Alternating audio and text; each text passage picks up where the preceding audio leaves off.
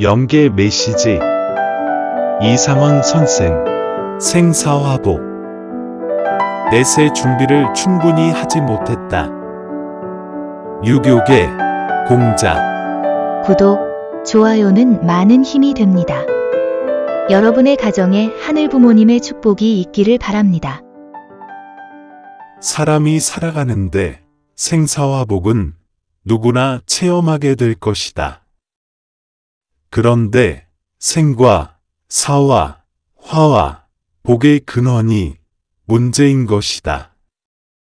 어떤 이는 화를 당해도 아주 긍정적으로 잘 넘기는가 하면 어떤 이는 만복을 가지고 있는데도 불구하고 항상 고민과 걱정 속에서 헤어나지 못하기도 한다. 그러면 우리 인간은 지상에서 살아가는 동안 생사화복에서 해방될 수는 없는 것인가?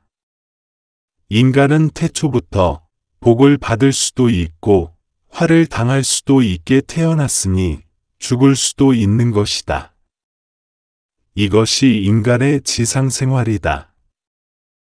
이러한 기로에 서 있는 우리 자신의 삶을 더듬어 보자. 인간이 사는 목적이 무엇인가? 대부분의 사람들은 자신들의 의지와 상관없이 태어났기 때문에 결과적으로 육신의 욕망에 따라 살아간다. 그러나 육신을 잃게 되면 영혼이 어디에서 어떻게 생활할 것인지를 생각하고 살아가는 자는 지극히 드물 것이다. 여기에서 내가 지상에서 살았을 때를 생각해 본다. 나는 가난과 질병의 고통은 육신을 가졌기 때문에 어쩔 수 없이 당해야 하는 것이라고 생각했다. 그러나 지상 생활을 마감한 후 나는 어디에서 무엇을 어떻게 할 것인가에 대해서는 생각조차 해보지 못했다. 나는 육신이 노쇠하여 지상 생활을 끝내고 무형세계로 왔을 때 내가 살았는지 죽었는지 그리고 왜 나의 차림새가 이처럼 달라졌는지를 도저히 알 수 없었다. 이곳의 다른 사람들은 한결같이 열심히 활동하며 살아가고 있는데 나는 자신의 주변이 정리되지 않아 무척 당황했으며 그렇다고 여기저기 자꾸 물어볼 처지도 못 되었다. 그것은 사실 나의 체면 때문이었다.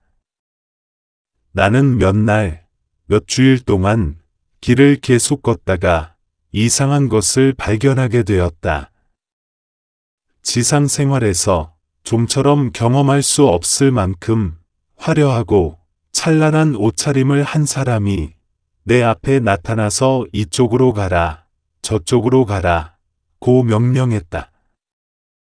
그런데 그들은 마치 수레바퀴가 굴러가는 모습처럼 아주 쉽게 어느 곳에도 걸림돌이 없는 평탄대로로 나를 인도했다. 그런데 이상하게도 가라는 곳으로 갈 때마다 순식간에 자동적으로 문들이 차례차례 척척 열려서 여러 관문을 쉽게 통과할 수 있었다. 나는 그 이후 어느 자리에 우뚝 서게 되었다. 이곳의 수많은 사람들은 주변 상황에 조금도 관심을 두지 않고 자신들의 일에 충실하고 있었다. 여기에서 나는 이곳저곳 돌아보고 있었는데 발에 뭉클한 것이 걸리기에 주춤거리며 멈추게 되었다.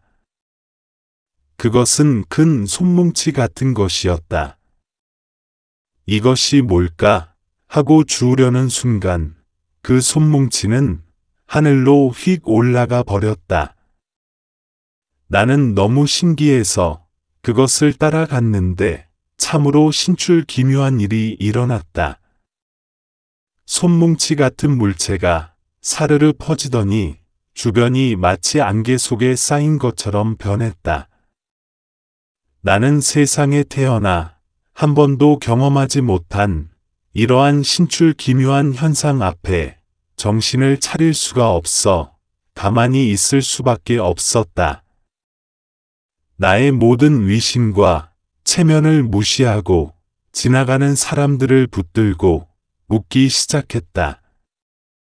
여기는 어디며, 그리고 여기는 어느 나라인가, 그리고 나는 70이 넘어서 죽었던 것으로 기억하는데 왜 이곳에 와 있는지요? 를 묻고 또 물었다.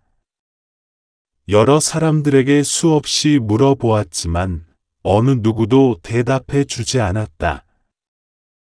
나는 답답하고 궁금하여 견딜 수가 없었다. 시간이 지날수록 점점 정신이 몽롱하며 혼미 상태에 이르렀다. 왜 이렇게 낯설고 이상한 것뿐인가 궁금하여 미칠 지경이었다. 몇 날이 지나면서 여러 가지를 곰곰이 생각해 보았다. 혹시 여기가 죽어서 다시 산다는 곳이 아닌가 하고 생각해 보았다. 이런저런 생각을 하다가 지상에서 보기 드문 옷차림을 한 사람을 만났는데 그의 옷매무새를 볼 때 그는 별 어려움이 없이 지내는 사람으로 보였다. 나는 그에게 여기가 지상이나 죽은 사람이 오는 곳이냐고 물어봤다. 그런데 그 사람 대답이 재미있었다. 당신이 살았소, 죽었소 하고 묻기에 잘 모르겠다 고 대답했다. 그가 따라오라고 해서 따라가 보았는데 그곳은 참으로 기이한 곳이었다. 여러 사람들이 식당에 빼곡히 앉아 있었고 주인은 없었다. 식당의 곳곳에는 맛있는 식사가 다양하게 호화롭게 차려져 있었다. 어느 한 자리를 정하여 앉으려고 생각하니 의자가 난데없이 나왔다. 그리고 수저를 생각하니 수저가 첩첩 나타났다. 무엇이든지 생각하자마자 즉시 나타나는 것이다. 나는 이곳의 여러 가지 신기한 현상이 너무도 이상해 견딜 수가 없었다. 나는 이곳의 여러 차원의 환경을 적응하는데 참으로 많은 날이 걸렸다.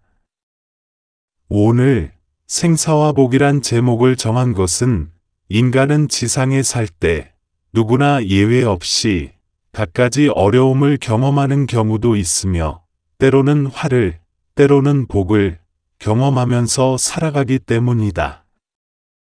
여기에서 분명히 알아야 할 것이 있다.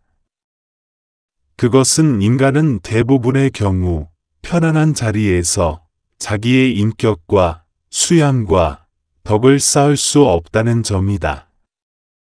인간에 있어서 자신이 어려움을 당할 때 자신을 돌아보는 것이며 그 어려움을 극복할 때 참다운 인격과 덕을 쌓을 수 있는 것이다.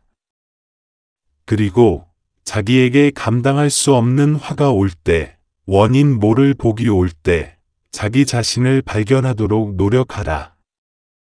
이러한 가운데서 인간은 완성되는 것이다. 화가 왔을 때 비굴해지지 말고 복이 왔을 때 그것을 겸손하게 받고 혼자 누리지 말라. 이것이 지상 삶의 열매가 될 것이다. 인간이 추수기에 이러한 열매를 가지고 들어오는 곳이 바로 무형세계인 것이다. 내가 무형세계에 들어와서도 공자 자신을 발견하지 못한 것은 지상생활에서 무형세계의 삶을 준비하지 않고 살았던 탓이요. 무형세계에 대한 지식이 충분치 못했던 탓이다. 인간에겐 누구에게나 그의 내세가 있다. 따라서 생사화복의 근원지는 무형세계이므로 지상생활을 할 때 생사화복을 잘 다스리고 잘 받아들여라.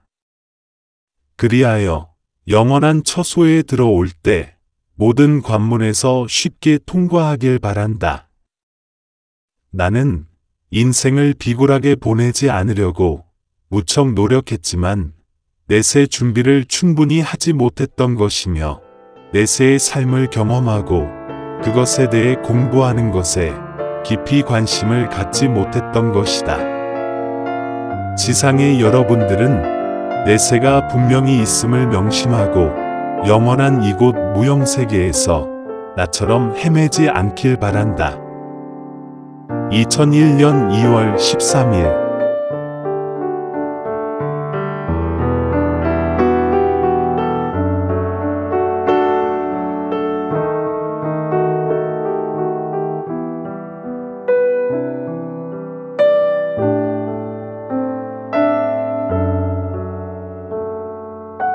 경청해 주셔서 감사합니다.